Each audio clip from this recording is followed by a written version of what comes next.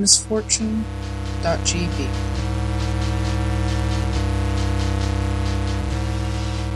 Misfortune is an obscure game for the original Gameboy. Since no known hard copies or ROMs exist, all information about the game is derived from personal accounts and a scant assemblage of screenshots. The game does not contain any credits, and whoever created it is still unknown to this day.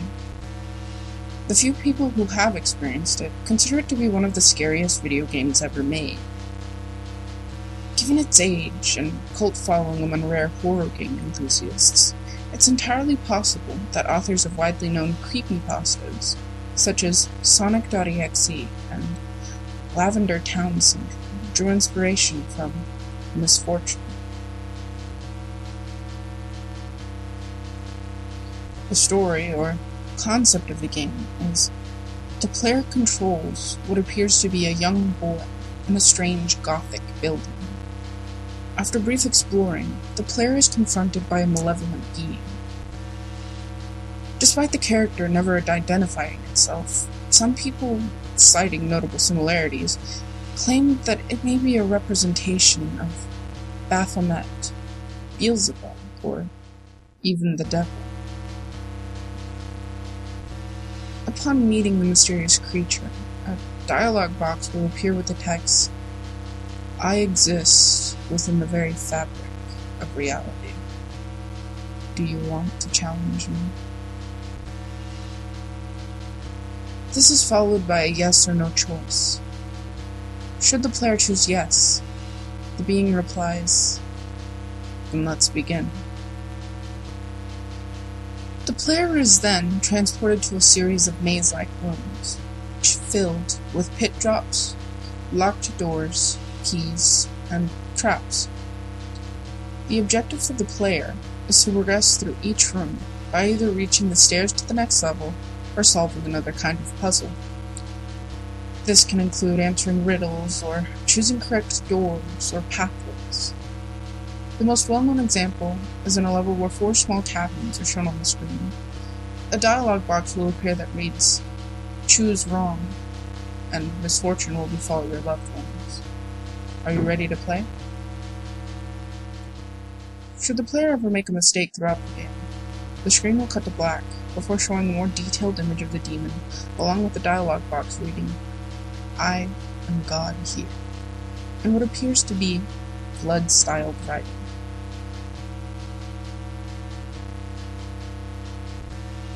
Should the player ever make a mistake throughout the game, the screen will cut to black before showing a more detailed image of the demon, along with the dialogue box reading, "I am God here," and what appears to be blood-styled writing. Rumors pertaining to the game's alleged harmful effects began to surface on the internet around the late 1990s. Players claimed to have begun experiencing ongoing depression and dread shortly after losing and seeing the game over screen. Once prominent members of online forums who told such claims were thought to have died or disappeared when they suddenly became inactive without warning. Heated discussions soon dominated these forums for some time, but the mystery never seemed to be getting any closer to being solved. Some just wrote the whole thing off as a tasteless practical joke. Others believe that viewing the image of the evil character after losing the game can really cause a player to experience misfortune, as the game's antagonist promised. Soon people began to speculate that the eerie soundtrack of the game was a cause. The music in the game consisted of deep, buzzy tones, off-key melodies. The game had a remarkably unsettling soundtrack, despite composition being limited to the 8-bit Game Boy sound wave. The game over screen had especially erratic, almost nauseating music with a very high frequency that accompanied it. Rumor has it that this very track can somehow influence moods and thought patterns. Of all the tracks in the game, only the theme that plays when first meeting the demonic entity can be found on the internet today. Searching for playable ROMs or cartridges online is futile because none exist. In fact, most of those who have played it directly haven't sought out looking for it, but rather stumbled upon it by accident. According to first-hand accounts, certain copies of various Gameboy titles contain Misfortune in its entirety. The means for accessing it through these devices vary, but typically involve exploiting glitches or cheating mechanisms.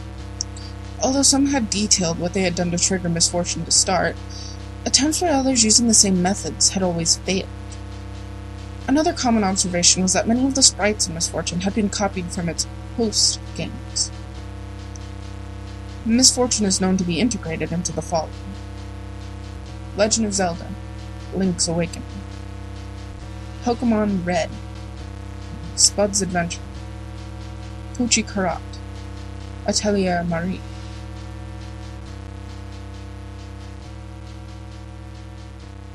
Now, for this section, I'm going to be speaking to you a lot less impartially and a lot more personally. It's important to read this part. Now, is this game really cursed? Does a specter really abide within and snare the innocent in its deadly game? Who knows? What I do know is that the game definitely exists. I also know what it can do.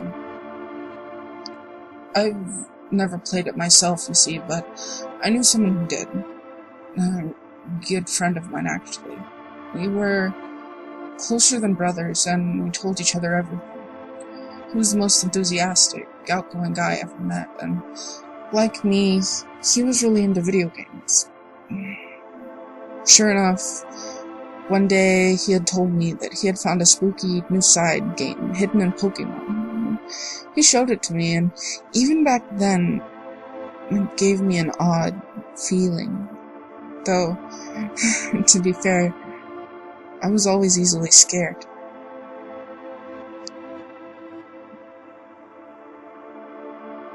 Soon after, he started talking less and less. Later, he'd either ignore my calls or tell me he was sick or busy when I invited him out, but he became something of a recluse. I did still sometimes get to see him at high school, but he rarely spoke and snapped at me when I pried too much over why he was acting that way. About a month later, before he got off the train after school, he said goodbye for the first time in weeks. I'll never forget the look that he gave me that day. He was the macho, nothing gets to me type of guy, and he always masked his emotion really well, but now he had a face filled with grief, like he was about to cry.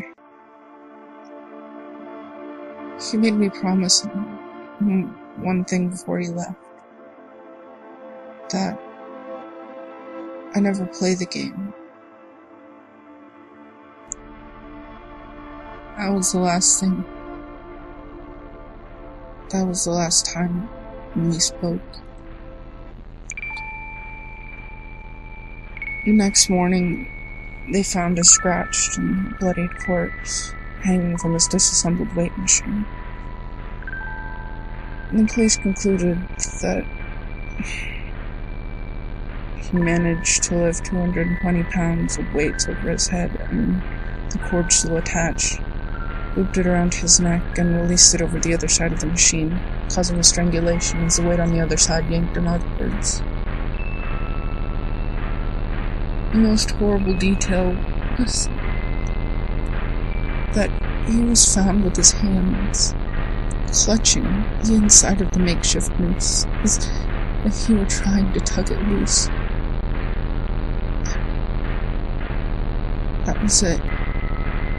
The case was closed. Personally, I don't believe that's what happened.